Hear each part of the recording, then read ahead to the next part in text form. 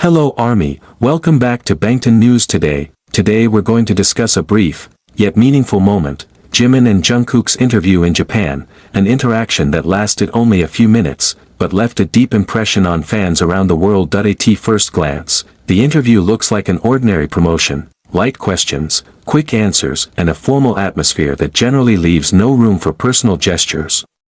However, for those who've been following the duo's journey for years, the moment actually presented a lot of subtle signals, little things that remind us why Jimin and Jungkook's dynamic is always the subject of conversation. This time they did not show physical closeness like some previous moments. No hugs, no obvious body contact, but precisely therein lies its uniqueness. The emerging energy feels different, more mature, calmer, as if they are returning to an earlier version of themselves. A little shy, a little reserved, but still getting to know each other very deeply. Point one of the things that caught fans' attention the most was the way Jungkook looked at Jimin. Although the interview was formal and the time was short, his occasional gaze towards Jimin was obvious, not a dramatic look, but enough to show how he followed Jimin's movements with such gentle attention that it's a mixture of old habits and caution, trying to stay professional, but still, those eyes are always looking for Jimin. On the other hand, Jimin displays a side of himself that is so familiar when dealing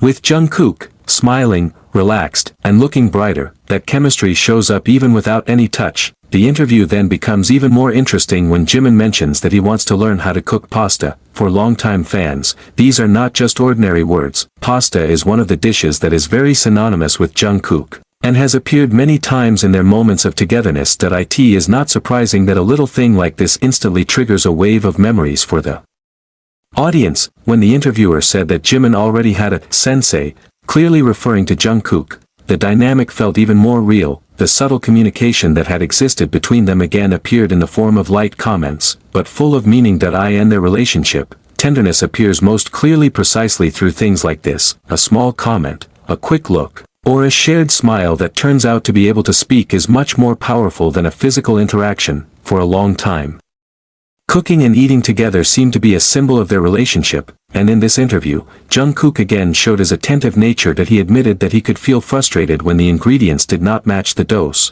but all was lost when he saw Jimin eat with pleasure. Jungkook's remark, "Jimin ate it so deliciously that it made me feel so happy," really confirmed how he looked at Jimin with quiet sincerity.